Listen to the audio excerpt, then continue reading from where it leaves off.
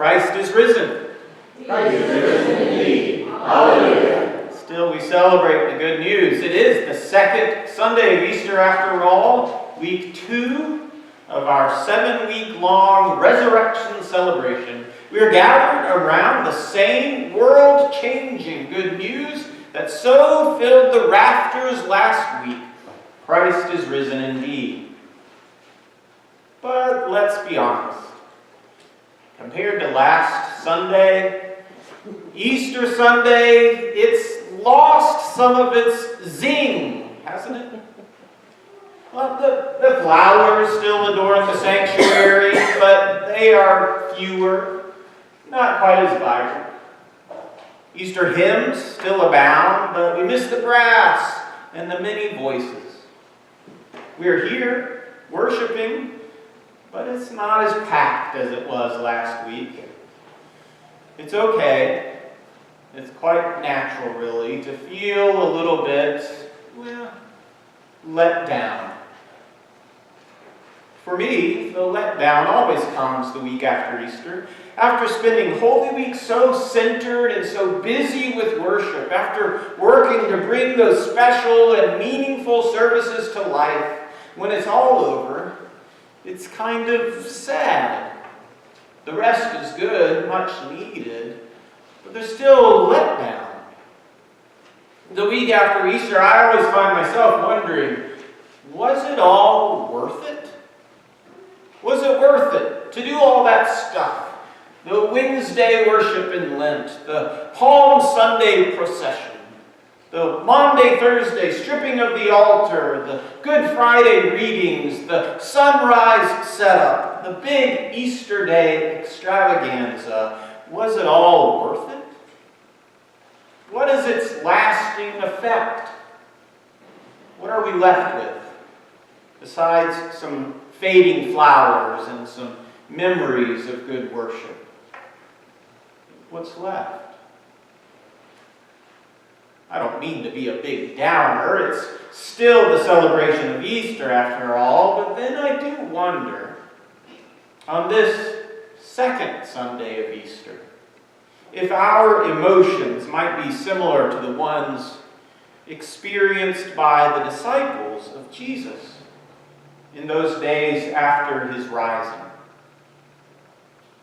When the story we heard from John begins, it's the first day of the week, the day of the resurrection, and the disciples are locked away in fear. They'd surely heard reports about Jesus being risen and appearing to some, but they were still afraid. Maybe regret still lingered. They'd spent years with Jesus as followers, as his disciples, and then it had all been taken away in a night of betrayal and a senseless death. For them that day, the week before, for them, had been the joy of Palm Sunday, but now they could only remember the good times past as they sat locked away in fear. And that's where Jesus enters. During the fear and the regret and the lament. Jesus, you see, doesn't wait for them to get it all together, doesn't wait for them to understand things or to believe these reports of an empty tomb and a risen Lord. No, Jesus comes, and his presence with them there makes them believe. Which is what makes it so hard for Thomas to believe, because he wasn't there. He was not with the rest of the disciples on that joyous day that Jesus came. And so 1 week later, Thomas must have felt kind of like we do today. A week removed from the excitement, from the exuberance of Easter. And what does Thomas have to show for it? What is he left with? Regret? Doubt? Questioning, was it really worth it? And that's where Jesus enters Thomas's story. Right where Thomas is, and right where Thomas needs Jesus to be.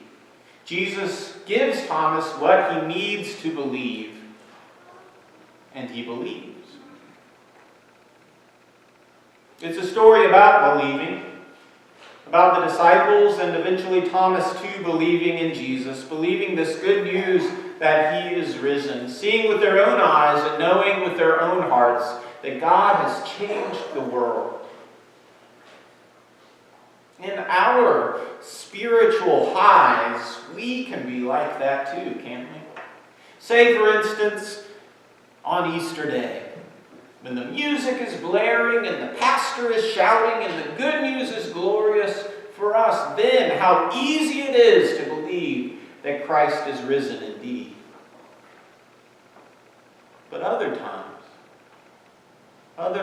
it's like today, when the music has faded and the crowds have thinned out and the good news seems a little bit of a letdown. Sometimes it's hard to believe.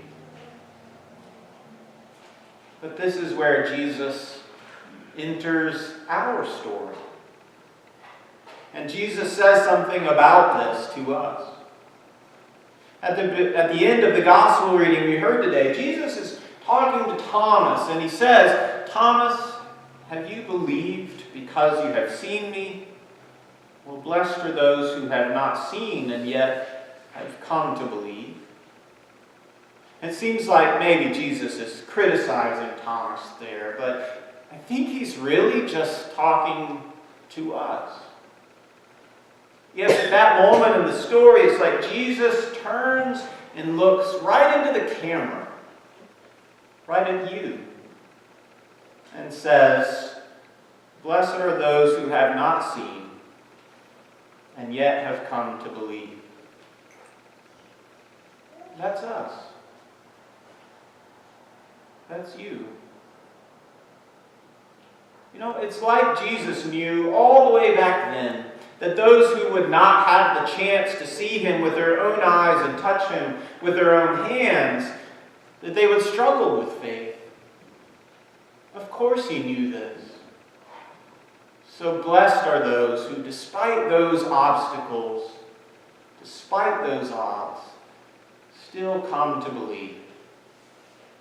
And it's almost like Jesus knew that every year, the week after Easter, like today, when the sights and the sounds of resurrection glory had begun to fade, that now it would be hard for us to believe. But blessed are those, says Jesus, who still believe. That is meant to be the lasting effect of Easter. Belief. A belief in Jesus. Belief that he is risen and that he is among us. It's a belief that certainly can thrive in our high times, in the glorious times. But it's a belief that also can still plod along in the normal times, in the slowdown times, in the letdown times, in the was it all worth it times. Because Jesus comes to be with us in those times too. He was raised into such times. He is risen